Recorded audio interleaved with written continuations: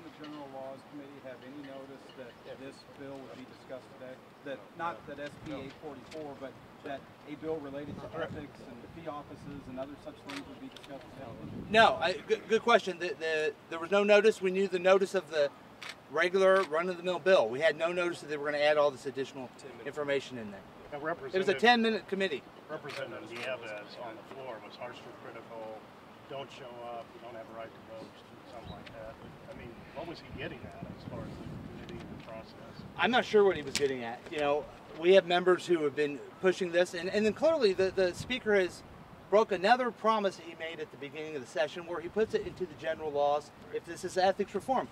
He made a grand point of a ethics reform committee that was bipartisan, and they did a lot of hard work together. And he clearly didn't put any of that provisions in that committee, and that's a shame. It was a Pearl Harbor approach. I mean, you can't deny that their intention was to leave our members out from the beginning of this process to the end.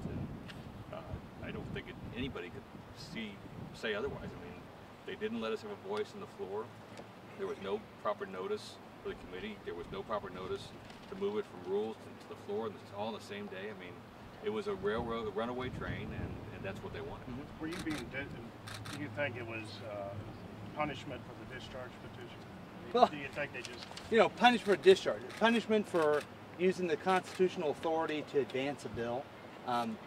We're not the first group of people who have used the discharge position. We won't be the last. It's part of the constitutional right. And the fact is, the floor leader could have just brought that bill up. There was nothing stopping him except his own lack of commitment to do ethics reform. I mean, I understand that, but do you think that they loaded up the bill just to poke you in the eye and to get back a retribution because of the discharge? I don't know if it was retribution. They clearly did not want to go to ethics reform, and they wanted to. They were caught. We caught them. We wanted to move the bill ahead. They were going to try to kill it silently. We moved it ahead, and now they decided to do a big theatrical sham on, hey, we do like ethics reform. It's clearly that bill doesn't have that. Did you expect a Republican reaction, a partisan reaction when you did the discharge petition? Did I expect a partisan reaction? From the Republican? No. I mean, we had a few Republicans sign it as well. What we were trying to accomplish is a fair and open discussion, particularly on campaign finance limits. We know that the floor leader and the speaker didn't want it, but there was many members of the Republican caucus did. It should have been brought up, should have been discussed, should have been voted on. The provisions where you disenfranchise someone's right to vote, their right to organize as they see fit. Some of the other provisions in there are complete nonsense. So the floor leader can say he had an ethics reform bill. It's just the wrong way to go about. It's disingenuous. It's wrong, and it really sends a really sad message to people in Missouri. They want us to work to have ethics reform, have accountability, and they were just sold a bill of goods today.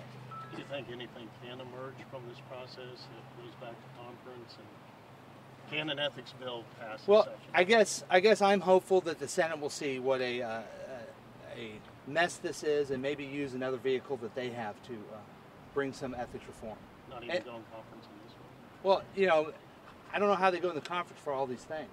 You know, I mean, it is an omnibus sham bill. I mean, there are so many things in here that have little to do with ethics reform that it just, I don't know where you start with that. So I'm hoping the Senate has a little bit more wisdom in this. Do you think this might be being used as a negotiating tool for tax credit reform with the Senate? You know, I asked the question on the House floor to the floor leader, are you getting pressure from the Senate to get a bill like this over there? And he said no. So I don't know what type of negotiations they're in with the Senate at all. So I don't know why they would use something that's so needed in the state so they can continue having tax credits unabated. Anything else? Are you concerned about the little time that's left to push any big changes? Absolutely. This was touted by the speaker as a major goal of this session, and now we're here with one more week left, and they've messed up. They have a sham of ethics reform. They're not serious about it, and now we have a little time to actually do something for the people of Missouri. If you could do this whole process over again, would you still have signed on the discharge petition the way that you Oh, did? absolutely, absolutely. I mean, you understand what the discharge is. They were taking a bill back to committee to die. We use the constitutional authority to move it ahead to the floor. The way the process works is the floor leader gets to go to the bill that he chooses.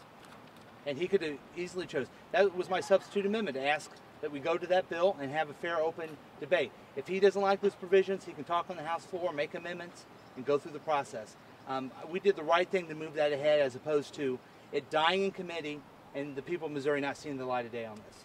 What about, what would you make of Representative Pratt saying on the floor that some of the members who signed the discharge petition were trying to kill it? Because I know Representative Tilley said the same thing. I can't believe that a statement of such wasn't gavelled down in the House of Representatives. It's complete falsehood. It's not true. He made it up, as they made up an attempt to look like they're doing ethics reform. And it's shameful that our Speaker Pro Temp would use such theatrics, called this the greatest bill in the universe or something. I mean, clearly this is a sham.